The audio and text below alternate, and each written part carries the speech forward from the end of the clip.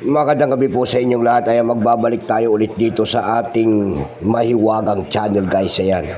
Meron naman kasi tayong pag-uusapang barya, guys. Ayan, magandang gabi po sa inyong lahat. Ayan.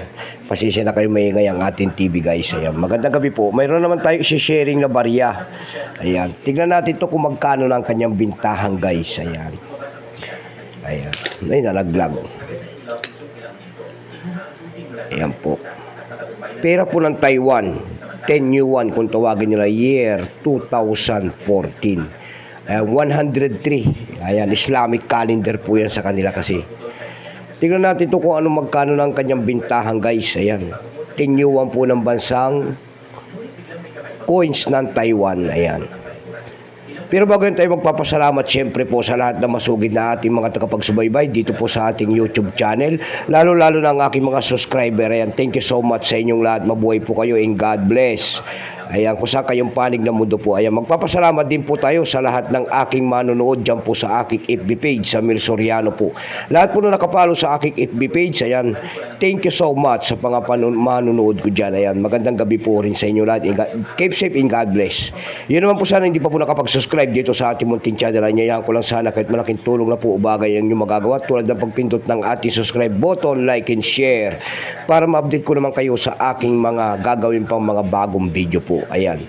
Malaking bagay na kasi sa akin yung mga like and share sa ating mga video po. Ayan, magandang gabi po.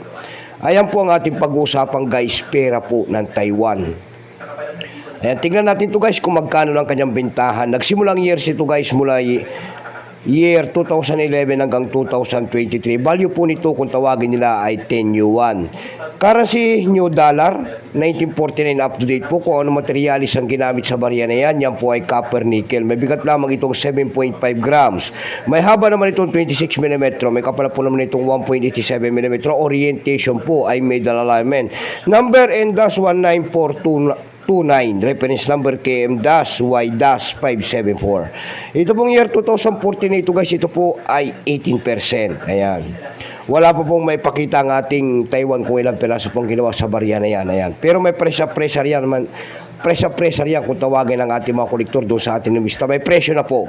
Yung kanyang verify kung tawagin nila, may presyo po yan na 18 pesos. Yung kayo extra pay naman po ay 21. Dako naman tayo sa kanyang price. Doon sa ating carousel pitch, guys. Ayan. Dito lang sa Pilipinas, guys, bintahan po ng coins, Carousel PH. Sa Carousel PH, guys, meron na nakita nagbebenta nito ng 100 pesos. Nasundan po ito ng 75 pesos. And then, nasundan pa ng 70. Yung pinakamababa po na bintahan, guys, doon na atin nakita, ito po ay 45 pesos na. Ayan lamang po ang aking may babaking kanyang presyo po. Kaya po sa inyo lahat, God bless.